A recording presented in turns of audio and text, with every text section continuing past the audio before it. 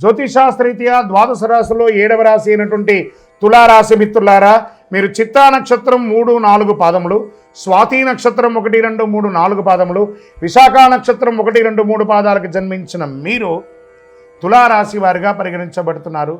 ఇక్కడ తులారాశి వారికి మళ్ళీ చెప్తున్నాను, ఏమండి తులారాశి వాళ్ళు అదృష్టవంతులు కాదేమో, ఎప్పుడు కష్టపడుతూనే ఉండాలేమో, ఇలాంటి క్వశ్చన్స్ అంతా నాకు అడుగుతున్నారు. ఎవరండి చెప్పారు మీకు?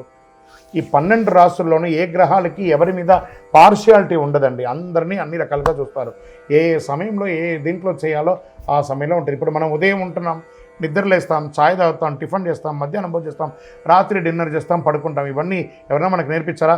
ఇవన్నీ దినచర్య ఎలా జరుగుతుందో ఈ గ్రహాలు కూడా ఇలాగే చర్యలు మారుతూ వస్తుంటారు. కానీ ఒక గ్రహం మీద ప్రేమ ఎక్కువ, ఒక గ్రహం మీద తక్కువ అనేది ఆ అపోహ పోకండి. తులారాశికి ఆ అపోహ ఎక్కువ ఉంది.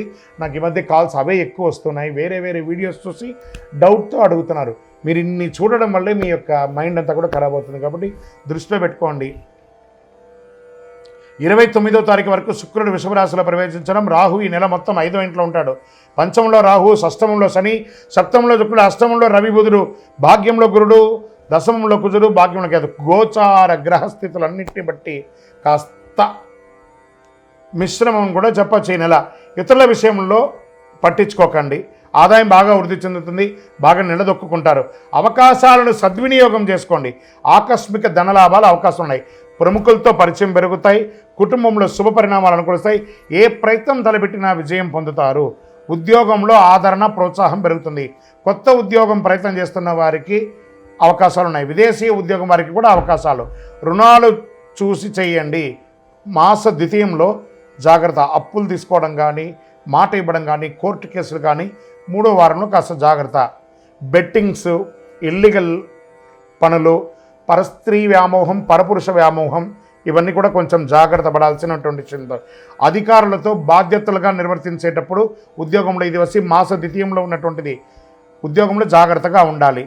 వృత్తి వ్యాపారంలో పురోగతి చెందుతారు. క్రయ విక్రయాలన్నీ వ్యాపారస్తులకి మిశ్రమం అని చెప్పచ్చు. ఒక్కొక్కసారి అమ్మకాలు ఆకస్మికంగా వచ్చేస్తుంది. పార్ట్నర్షిప్ ఉంది చూసారా, వాళ్ళకి కూడా మంచిది అని కూడా చెప్పచ్చు. భార్యాభర్తల మధ్య మిశ్రమంగా ఉంది. కాస్త కూర్చొని మాట్లాడుకుని ఇది చేసుకోండి. నిరుద్యోగులకి 1 నెల వెయిట్ చేయండి, మంచి ఆఫర్స్ వస్తున్నాయి. పోటీ పరీక్షలు రాసేవాళ్ళు బాగా చదవాలి, శ్రద్ధ పెట్టి చదవాలి. విదేశాల్లో ఉద్యోగంలో ఉన్నవాళ్ళు లేదా చదువుకొని ఉద్యోగం చేసే వాళ్ళకి గెట్ రెడీ. అతి త్వరలో మీకు మంచి శుభవార్త వింటారు.